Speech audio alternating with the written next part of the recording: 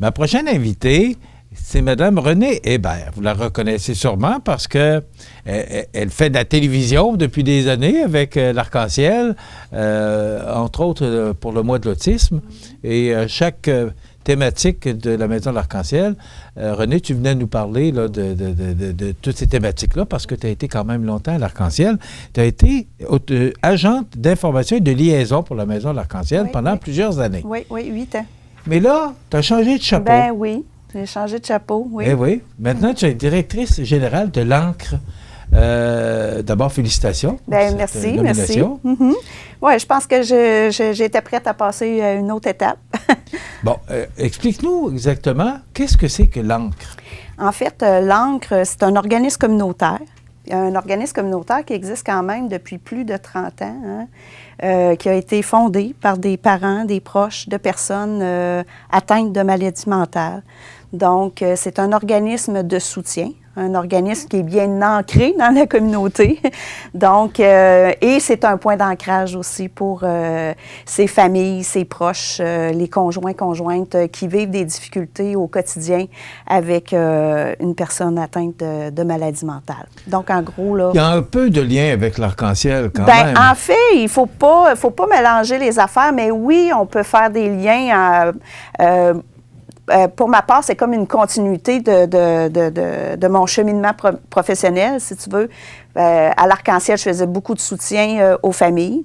Donc, à l'ANCRE, on est aussi un peu dans cette continuité-là, sauf qu'on transfère plus vers les troubles de santé mentale. On n'est pas dans le handicap physique ou intellectuel, quoique les troubles de santé mentale, c'est une situation qui est handicapante aussi, là. On peut faire des liens comme ça, mais il faut quand même faire la distinction entre les deux organismes face aux troubles de santé mentale qui est un peu différent parce que, dans le fond, les personnes qui sont atteintes de troubles de santé mentale n'ont pas de déficience intellectuelle, là, peuvent avoir des comorbidités, mais faut quand même faire la distinction. Bon, on sait que la Maison de l'Arc-en-Ciel, c'est une maison de répit, justement, pour les personnes avec certaines déficiences. C'est ça. L'ANCRE fait quoi? Parce que moi, je connais bien l'Arc-en-Ciel. Oui. Parce que, bon, je m'implique beaucoup. Pour ça qu'on se connaît quand même très bien, parce que je me suis très impliqué. J'ai même été président pour une campagne de financement. L'ANCRE fait quoi exactement? Parce que c'est pas une maison de répit, là. Non. En fait, on va aider les gens à se procurer des services de répit, là, dans des situations où est-ce que, on a besoin de prendre un moment de recul. Mais en fait, principalement, l'ANCRE va offrir des services de soutien psychologique, d'aide, de relations d'aide. Dans le fond, on va accompagner les parents, les conjoints, les enfants qui ont un proche atteint de maladie mentale pour les aider à mieux cheminer là, dans les situations parfois inquiétantes, situations de stress, la gestion des crises. Parce que quand on parle du côté de l'ANCRE, quand on parle de maladie mentale, on parle de troubles de santé mentale graves, là, comme la schizophrénie, les troubles bipolaires, dépression majeure, ou ça peut être aussi un trouble qui n'est pas diagnostiqué, mais qu'on voit qu'il y a vraiment des impacts importants là, sur les membres de l'entourage. Donc, les intervenantes, là, parce qu'actuellement, on est seulement des femmes comme personnel de l'ANCRE, mais les intervenantes vont justement aider, offrir un soutien psychosocial à ces gens-là pour les aider à mieux cheminer dans ce parcours de vie, dans ces périodes de vie qui sont plus difficiles. Bon, c'était ma prochaine question, c'est que vous avez des personnes en place, tu as du personnel en place qui soutiennent, qui aident ces gens-là. Oui. Est-ce qu'on les réfère aussi? Est-ce qu'on peut leur donner d'autres soins, les référer à d'autres soins si nécessaire? Ou ça se passe vraiment avec ces intervenantes-là à l'ANCRE? Bien, ça se passe surtout avec ces intervenantes-là à l'ANCRE. C'est sûr et certain que selon la situation, chaque situation est unique. Ouais. Hein? C'est comme...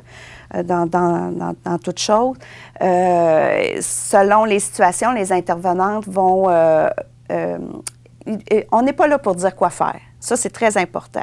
On n'est pas là pour dire quoi faire, sauf que on va pouvoir accompagner la personne à aller vers d'autres ressources quand c'est nécessaire. Parce que, bon, on ne se le cachera pas, des fois, il y a des situations qui peuvent être très, très difficiles et peut-être que la seule façon de protéger la personne atteinte et les membres de l'entourage va être de faire une requête en évaluation psychiatrique.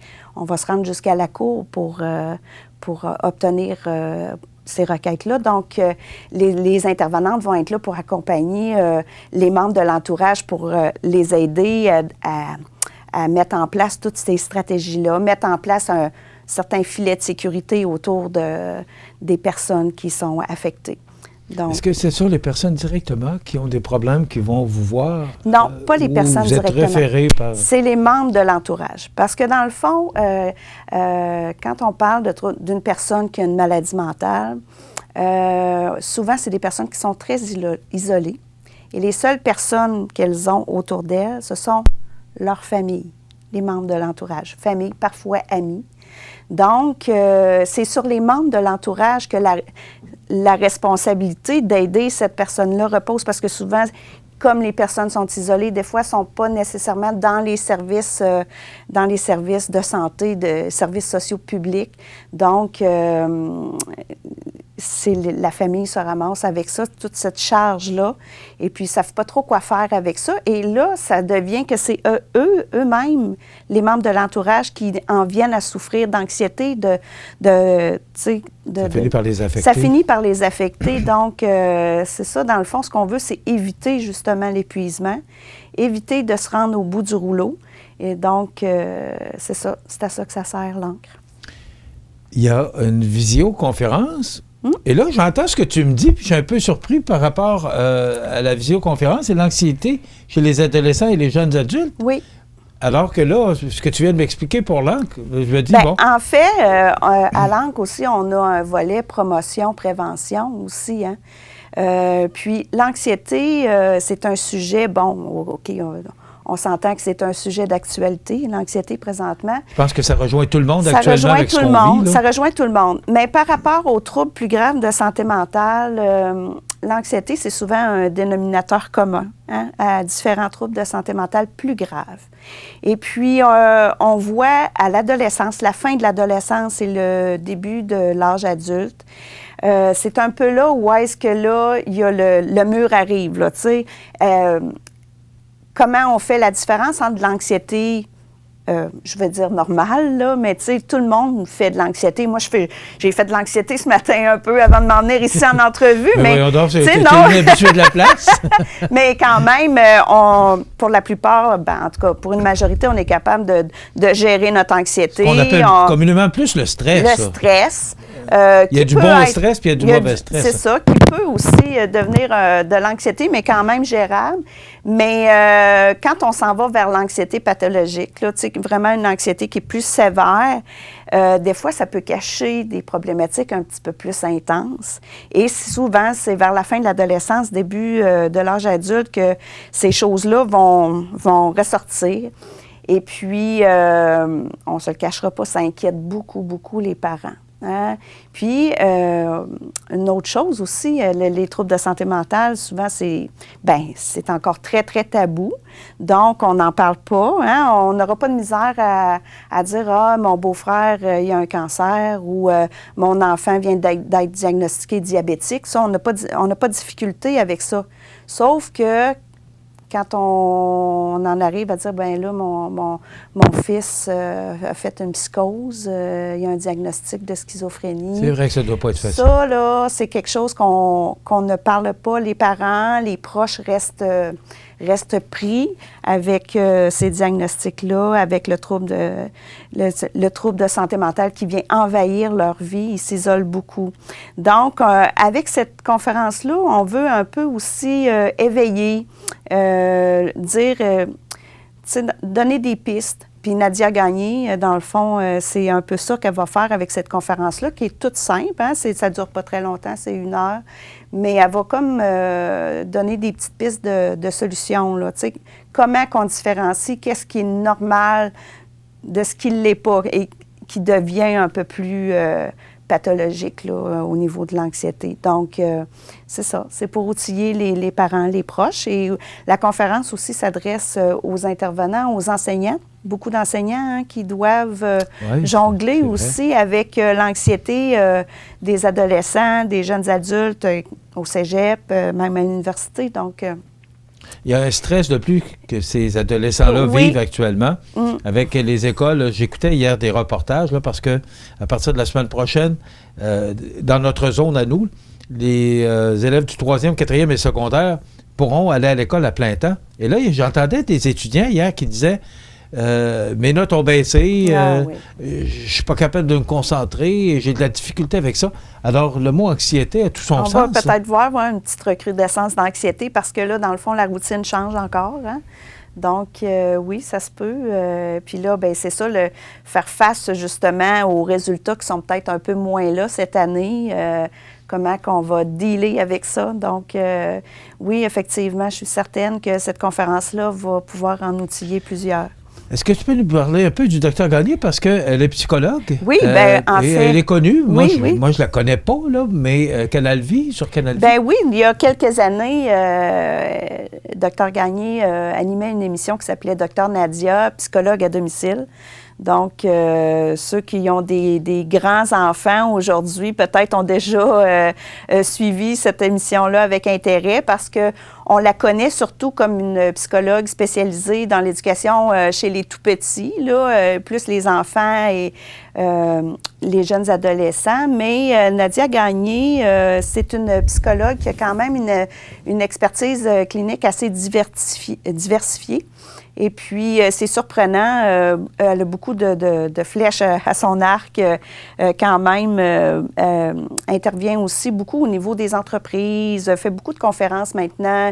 C'est une autrice à succès aussi, beaucoup de petits guides, comment mieux aider son enfant avec le stress, l'anxiété.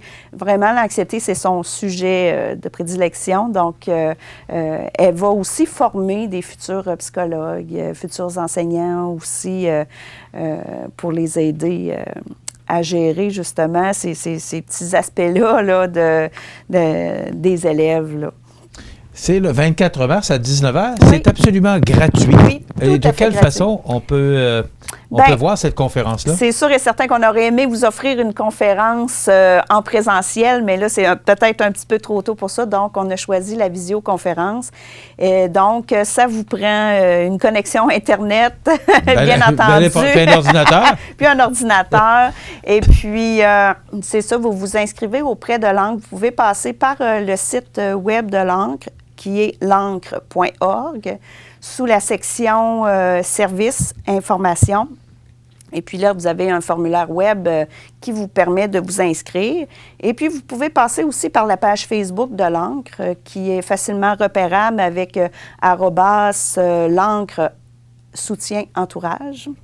Donc, mais quand vous faites des petites recherches ou vous passez par mon Facebook, des fois, vous allez pouvoir... En faisant l'Ancre, on devrait le trouver. C'est ça, vous allez pouvoir vous inscrire aussi via l'événement Facebook sur la page de l'Ancre. Et puis nous, quand on reçoit votre inscription, on vous retourne le lien de connexion. Ça se passe sur Zoom. Donc, on vous retourne tous les détails pour pouvoir vous brancher le 24 mars à 19h. Est-ce qu'on téléphone? Oui, vous pouvez téléphoner aussi des fois, là, si vous ne trouvez pas le site Internet ou la page Facebook. Vous pouvez téléphoner au 248-0068. Et puis, moi, je vais pouvoir prendre vos coordonnées et votre adresse courriel pour pouvoir envoyer les liens nécessaires.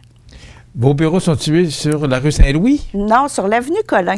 On est au 227 avenue Colin. OK.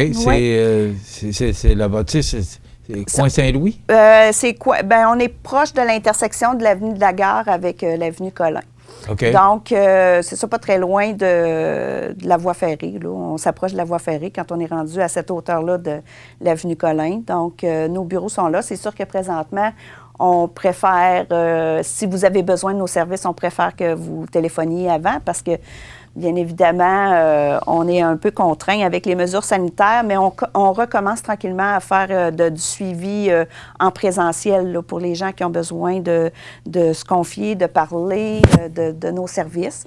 Donc, et puis éventuellement, on va reprendre d'autres activités aussi comme groupe de soutien et ateliers psychosociaux là, de groupe. Là. Donc, ça va revenir tranquillement, pas vite.